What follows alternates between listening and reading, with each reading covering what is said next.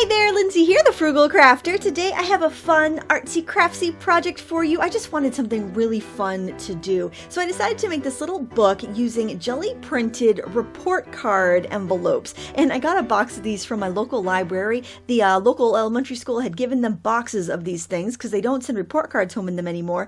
And I thought they'd be great to make a pocketbook that would be wonderful to take with me on my summer road trip with the kids and my husband, and we could save our memorabilia. This video is sponsored by Lava Soap. This is a messy project, so we will see if this will take the paint off of my hands and fingernails when we're all done. Always a big problem. And we'll be working with acrylic paint.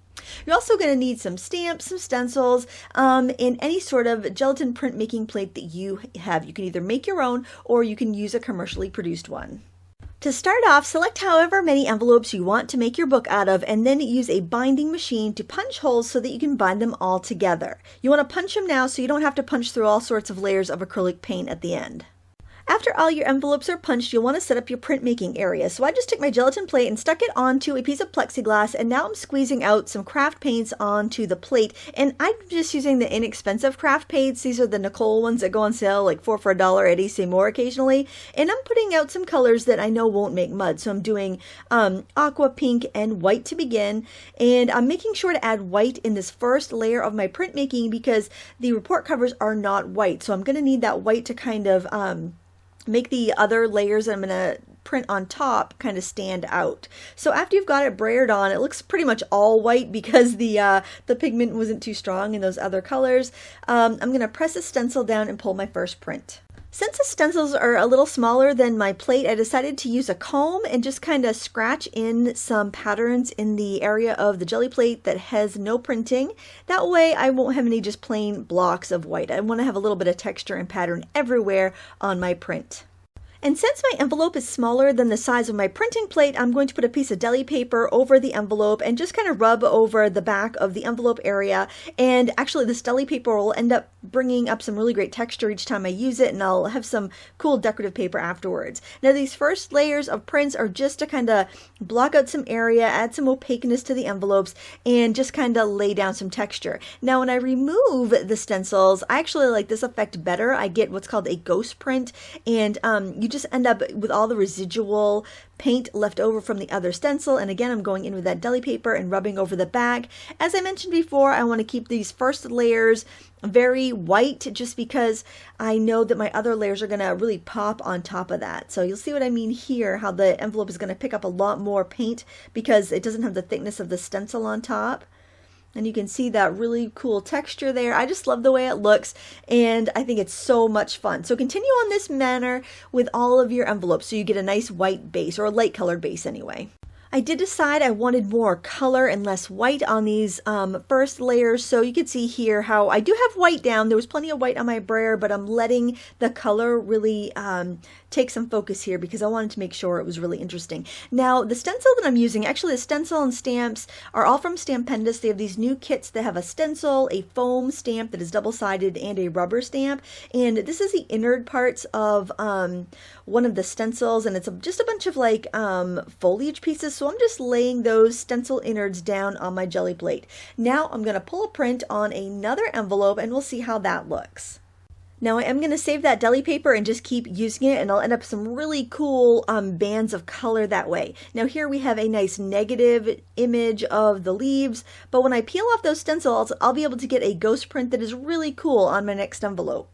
Then I realized that I really needed more of an overall design for this base layer on each of my envelopes, so I decided to just ink up my plate with teal, pink, and white, and then use a large comb just to drag a plaid pattern through the paint. Now that will make sure that I have much more light paint down first on my envelopes. It just took a few tries for me to figure this one out.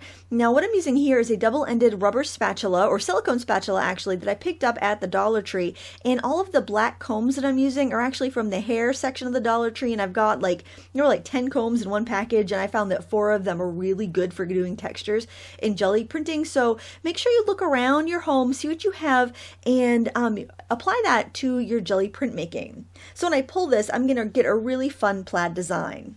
Remember to keep using your deli paper over and over to get the excess paint off of your plate, because you're going to end up with some really cool embellishment paper that we can use at the final steps of this piece. We're still working on those base layers though. You want to continue on in this fashion till you've got one coat on both sides of all of your envelopes. After all of my envelopes are coated for the most part, I'm going into some bolder colors. So here I have purple and kind of like a darker teal color or turquoise color, and I am using that with stencils and spatulas and whatnot for my second layers. And I found this really big one that I had in my stash. It's like almost like a cobblestone or a leopard print, and I decided to actually off print it on a piece of deli paper first because I knew I really wasn't going to get the lacy look of the stencil that I wanted, but it's going to be great for embellishment paper. Now when I remove that, I'll get a really cool ghost print on one of my envelopes that I've already printed on. So you can see as you build up the layers with jelly printing, it becomes really fun and interesting. The one layer jelly printing I don't find to be all that interesting, but once you start layering stuff, it looks fantastic. In fact, you'll probably find that your deli paper is going to yield more interesting results because you're not planning of it and thinking of it than your ones that you're doing on purpose, which I think is kind of fun. And you can keep building and layering prints until you're happy with the interest and texture that you've created. There's no need to stop if you're not happy with it. Just keep on printing until you really like all of your envelopes. And every coat of acrylic paint that you end up putting on the envelope is only going to make it sturdier and more waterproof, so all the better. Now here I'm pressing textures into my mat. I've got this piece of plastic canvas which I can actually press down into the mat without it getting on my fingers, and you can use foam stamps for this too, and this is one of those Stampendous ones I was telling you about, this elephant.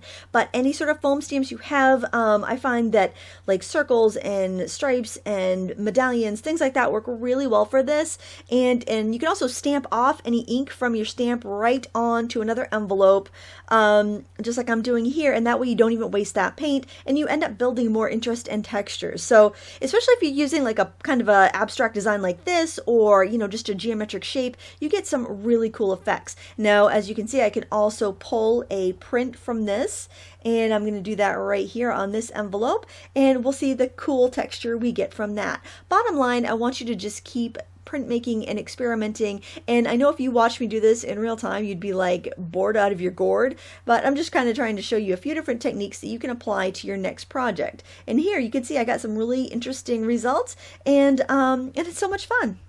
Don't be afraid to use a combination of techniques too. So here I'm using the foam stamps, and then I'm going to take this little piece of fun foam that I cut with decorative edge scissors, and I just put a swirly design. And again with the deli paper, and look at that, that looks so fun. So just keep on repeating. Sometimes you have enough paint on your brayer that you can just go ahead and re-ink your plate.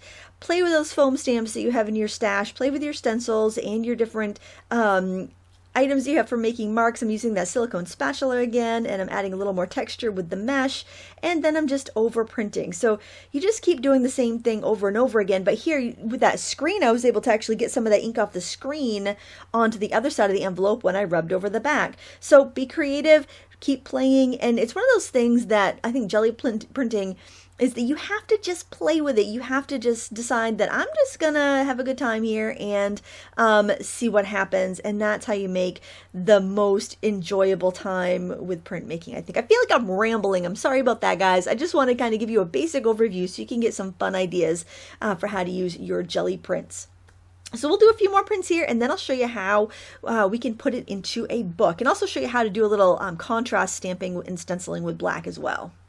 So the cool thing about the stamp sets that I'm using is that they come with a foam stamp and a rubber stamp, and the solid side of the foam stamp is actually matches up with the rubber stamp. So here I'm just taking the skyline and I've coated it with white acrylic paint with my sponge brush. It's the same white I was using for the printmaking, and then I'm just placing my my envelope on top and pressing over it so I can get that nice silhouette on the front side of my envelope, and you'll see that in just a second here. Now I'm going to ink up the rubber part of my stamp with black acrylic paint. Now, a quick note, this is a rubber stamp and I'm using acrylic paint. So right after I'm done here, right after I'm done all my stamping, I'm gonna need, and you can see how dirty my fingers are there, I'm gonna need to go upstairs to my sink with a toothbrush, and like an old toothbrush, and just scrub that stamp to make sure that I get all of the paint out of the nooks and crannies there so I don't ruin my stamp. So please, please, when you're using the paint on rubber stamps, make sure you clean them. You can let them dry on foam stamps. I just kind of stamp off the excess onto something. But when I'm working on the rubber, you definitely want to clean them with a toothbrush, and they'll come out nice and clean.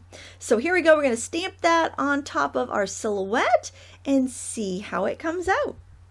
Also, don't be afraid to let your images hang off the edge of your envelope while you're stamping, because that just kind of gives interest and it gives your eye someplace to go. So that's something I like to do, like I'm doing here with the elephant. And then I can ink up the other side and I'll flip it around and stamp it down, so it's kind of like they're looking at each other. And yeah, my hands just keep getting dirtier and dirtier. And I won't bore you with all of my stamping layers, just I wanted to give you an idea of some different approaches that you can take so that you can add even more layers to your jelly printing to make them more interesting and to give you the look that you might have seen in other people's jelly prints and you just don't know how they built up those layers and how they did it. So hopefully this is helpful. After you've stamped all you want to stamp, you can do some stenciling. So I thought I would do some stenciling of these leaves in green on one of these pages. And after I did that, I actually realized that I preferred more of the black stenciling on top of everything, but you can use any of the colors you've already used or grab a few new ones if you think they go in there pretty well and start adding some patterns to your pages that way. One thing I like to do if I have a kind of a pattern stencil is to kind of align it around the edges and make a border or a vignette around one of these envelopes. It's a really great way to unify a design and also make a frame around a focal image. I'm going to end up stamping a bird in the middle of this one, and this is how you do that. It's just kind of grungy, kind of neat, but it gives you that unified image. Now my final layers for these envelopes is actually to do some collaging with the deli paper. Now I love the idea of having a stack of deli paper that you print on over and over and over and over again, but in reality it tends to sit in my studio and go unused. So if I use it right now, since all the colors coordinate and match already, that's all the better. So I'm just tearing strips of the really cool patterns and gluing them down to my envelopes in anywhere I feel like it needs a little extra something something. Now it's time to clean up your hands and let everything dry. So I'm using lava soap because it will take the acrylic paint off of my hands and fingernails, and it just works fantastic. I don't want to get any paint on my lovely binding machine.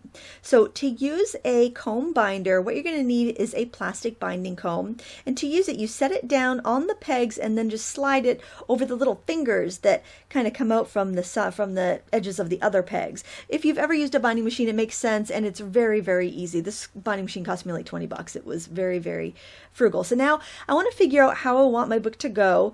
And I decided I wanted that bird on the back cover, so I'm going to put that on my binding comb first. Now, typically you'd make a stack and you'd set it all down at once, but these envelopes are a little bit tricky because they're thicker, so I'm just doing them one at a time and ordering my book that way. Plus, I get to look at all my pages and enjoy them. You can see how I decoupaged or glued down all of the deli paper strips there as I'm showing you each of these pages one by one. And you can also see the layers that we built up with our base printing, which, remember, it was white, very light. It was more to just cover up the envelope yellow color. And then we had our more bolder printing, which was the darker colors, like the stronger blues and purples.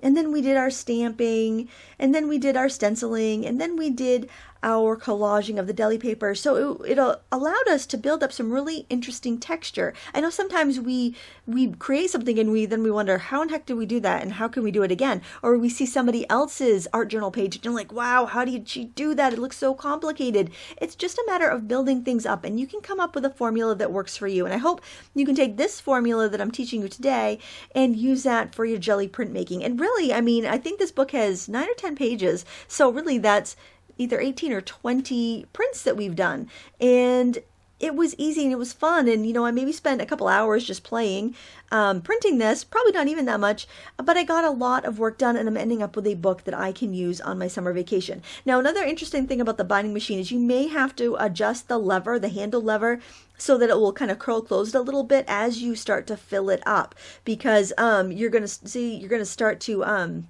use up all the space there. And here you can see the finished book. I think it looks so cute. I thought I wanted the skyline on the front, and then we can flip through and see these really fun prints. Now I can glue more things to it. I could add some washi tape, which I might do, or I could just glue down ephemera from my trip. I think this would be a great way to keep receipts and programs organized for our daily summer road trips, or our, you know, they seem like pretty daily summer trips. And it's just a great way to record things and actually use the prints that you make, which can be quite a challenge because you end up with a lot of them when when you do printmaking. I want to thank Lava Soap for sponsoring this video today, and I'll put a list of the products that I used in the video description in case you're wondering about any of the stamps or stencils. I want to thank you for watching and hanging out with me for a while today. I know this is a long video. Thanks so much for watching, guys. Until next time, happy crafting.